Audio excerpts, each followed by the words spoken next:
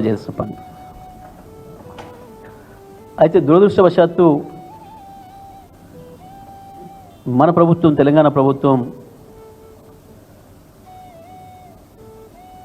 నిన్న మొత్తం మొద్దు నిద్రపోయినట్టుగా అనిపించింది. దురదృష్టం ఏంటంటే అందరు చూస్తుండగానే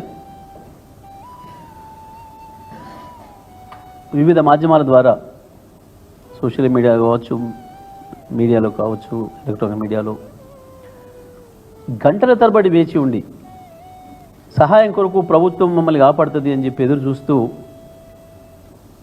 మన కళ్ళ ముందే చనిపోవడం అనేది, ఇది ఈ ప్రభుత్వం యొక్క వైఫల్యం తప్ప ఇంకొకటి కాదు. నిజమే, ప్రజలు అడుగుతున్నారు, సోషల్ మీడియాలో వస్తున్నాయి, ప్రభుత్వం మీద విమర్శలు వస్తున్నాయని చెప్పి ఆ ప్రజల మీద దాడి చేసి, దానిపైన ఎదురు దాడి చేసే తప్పించుకునే ప్రయత్నం ప్రభుత్వం కావచ్చు, కాంగ్రెస్ పార్టీ చేయడం అనేది ఇంతమించిన దుర్మార్గం ఇంకొకటి లేదు. ఎప్పుడు ప్రజలు కోపానికి వస్తున్నారు? పొద్దు నుంచి సాయంత్రం వరకు ఎదురు చూస్తే ఒక మంత్రి దిక్కులేడు, ఒక అధికారి దిక్కులేడు. అసలు ముఖ్యమంత్రి అనే ఆయన నిన్న ఉదయం నుంచి సాయంత్రం వరకు ఏం చేసిండు అనే దానికి ఇప్పటివరకు ఏం లేదు. 8 గంటలు ఎదురు చూసిండ్రు వాళ్ళు. ప్రకృతి కూడా అవకాశం ఇచ్చింది. నిజమే, పడుకున్న వాళ్ళు నిద్రలో పోయినారు, అకస్మాత్తుగా వరదలు వచ్చి ఇల్లు కొట్టుకపోయినాయి, ప్రజలు కొట్టుకపోయినారు అంటే దాన్ని మనం ప్రభుత్వాలు నిందించే ఉపయోగం లేదు. నిందించకూడదు కూడా ఎవరం కూడా. కానీ ప్రపంచం అంతా మేల్కొని 9 గంటలు ఎదురు చూస్తుంటే కూడా ప్రజలు వాళ్ళంతలో వాళ్ళు రెస్క్యూ ఆపరేషన్స్ చేసుకొని, వాళ్ళంతలో వాళ్ళు డబ్బులు ఇస్తామని చెప్పి గజ ఈతగాళ్ళను పిలిపించుకొని వరదల నుంచి వెళ్ళి బయటకు వస్తే ఇది ప్రభుత్వ వైఫల్యం కాకపోతే ఏమనాలి? ఈ వరదలను ఎదుర్కొనే విషయంలో, వరదల నుంచి ప్రజల్ని కాపాడే విషయంలో ప్రభుత్వం పూర్తిగా వైఫల్యం చెందింది. ఇది ప్రభుత్వ వైఫల్యం తప్ప ఇంకోటి కాదు. ఏ ఒక్కరు కూడా, ముఖ్యమంత్రి, మంత్రులు, ఎవరంటే ఒక్కరు కూడా ఇక్కడ అందుబాటులో కనపడలేదు. నిజమే, ఒక మంత్రి గారు చెప్తారు, నేను పొద్దున్నాక ట్రై చేసినా, హెలికాప్టర్ అడిగినా ఎవరు రాలేదు. ఇదా అంటే నువ్వు మంత్రిగా ఫెయిల్ అయిన రాజీనామా చేయండి. మరి ఇది మీ ఫెయిల్యూర్. ఇక్కడ హకీంపేటలో, బేగంపేటలో 100 హెలికాప్టర్లు ఉన్నాయి.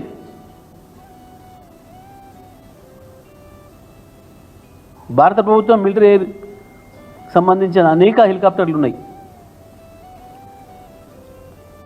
బేగంపేట నుంచి బయలుదేరినా, హకీంపేట నుంచి బయలుదేరినా 40 నిమిషాలలో ఆ కుటుంబం ఏదైతే ఇంటిపైకి ఎక్కి ఎదురు చూసిందో ప్రభుత్వ సాయం కొరకు అక్కడ చేరుకునేవాళ్ళు. 40 నిమిషాల ప్రయాణం ఒక మిలిటరీ హెలికాప్టర్కి. మంత్రి నేను ప్రయత్నం చేసిన అంటున్నాడు, ముఖ్యమంత్రి ఏం పని చేసిండు? నిన్న పొద్దున్నాక ముఖ్యమంత్రి నిద్రపోయిండా? ఇంతకు మించిన ఇంకేదన్నా రివ్యూలో ఉన్నాడా, కార్యక్రమంలో ఉన్నాడా? ఏం రహస్య మంతనాలు ఉన్నాడు నిన్న ఉదయం సాయంత్రం ముఖ్యమంత్రి? ఎక్కడ కూడా ముఖ్యమంత్రి నిన్న ఏం పని చేసిండు అనే దానికి సమాచారం లేదు ప్రజలకి. లక్షలాది మంది ప్రజలు ఇబ్బందులు పడుతుంటే, భయపడుతుంటే, తిండి కొరకు, మనుషుల కొరకు ఆహాకారాలు చేస్తుంటే తెలంగాణ ముఖ్యమంత్రి రేవంత్ రెడ్డి ఎక్కడున్నాడో చెప్పాలి. నిన్న ఉదయం సాయంత్రం వరకు ఏం పని చేసిండు? ఒక మంత్రి నేను హెలికాప్టర్ కొరకు ప్రయత్నం చేసినా దొరకలేదని మాట్లాడుతున్నాడు. ఇంకొక మంత్రి నేను ఆంధ్రప్రదేశ్ ముఖ్యమంత్రితో మాట్లాడినా హెలికాప్టర్ కొరకు అని మాట్లాడుతున్నాడు. ఇప్పుడు ప్రజల దాడి చూసిన తర్వాత, ప్రజల నుంచి తిరుగుబాటు వచ్చిన తర్వాత ఇప్పుడు అబద్ధాలు చెప్పి తప్పించుకునే ప్రయత్నం చేస్తున్నారు. ఆంధ్రప్రదేశ్ ముఖ్యమంత్రితో మాట్లాడతాడు కానీ మంత్రి తెలంగాణ ముఖ్యమంత్రితో మాట్లాడలేడా? తెలంగాణ ముఖ్యమంత్రి అందుబాటులో లేడా? ఏం జరిగిందో సమాధానం చెప్పి తీరాలి ప్రజలకి. ఖమ్మం ప్రజలు మొత్తుకున్నారు. 3 మంత్రులు ఉన్నారు మా జిల్లాలో, ప్రజలం అనాథలుగా ఉన్నాం అని చెప్పి ప్రజలు మొత్తుకుంటే తప్ప మంత్రులకు సోయలేదు. నిజమే, మరి మొన్న రాత్రి చీఫ్ సెక్రటరీ గారు టెలికాన్ఫరెన్స్ నిర్వహించి కలెక్టర్లకు అధికారులకు అందరికీ చెప్పినట్టుగా వచ్చింది వార్త. ఇళ్ల నుంచి ఎవరు బయటికి వెళ్ళకండి అని చెప్పి వివిధ రకాల ప్రమాద హెచ్చరికలు చెప్పాను. ఆరెంజ్ హెచ్చరిక, రెడ్ హెచ్చరిక, ఎర్ర హెచ్చరిక, ఎల్లో హెచ్చరిక అని. మరి ముఖ్యమంత్రి మంత్రులు కూడా సీఎస్ ఆదేశాలు పాటించి ఇళ్లలోనే ఉన్నారా బయటికి వెళ్లకుండా? ఇది ప్రజలకు అనుమానం వస్తాం. నన్ను అడిగాను. నేను వాస్తవానికి వరదల మీద, ఈ విపత్తు మీద విమర్శలు చేయాలని ఆలోచన నాకు లేదు. కానీ ప్రజలు నాకు ఫోన్ చేసి ఖమ్మం నుంచి, కోదాడ నుంచి, సార్ మీరన్నా రెస్పాండ్ కండి, మీరన్నా మాట్లాడండి. నేను మాట్లాడితే విమర్శలు అయితే మేము చేయకూడదు, ఇప్పుడు ఈ టైంలో రాజకీయాలు చేసే సమయం కాదు అని చెప్పి నేను వాళ్ళకి సమాధానం చెప్పిన. కానీ వాళ్ళ నుంచి వచ్చిన ప్రశ్న విన్నాక నాకు కూడా అనిపించింది, సార్ ముఖ్యమంత్రి మంత్రులు ఎక్కడ కనపడడం లేదు,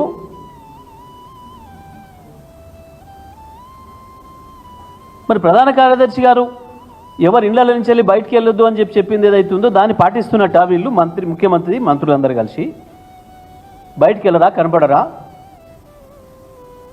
దేని కొరకు వీళ్ళు అని.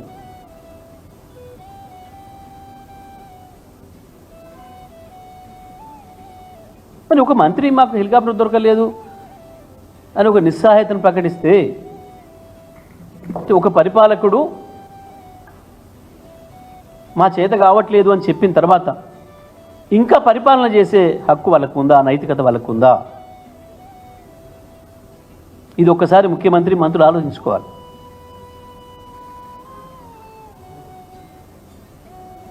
ఎందుకు అంత నిస్సహాయంగా ఉన్నది ఈ రాష్ట్ర ప్రభుత్వం? సాయంత్రం అమిత్ షా గారు ఫోన్ చేసి అడిగినరు,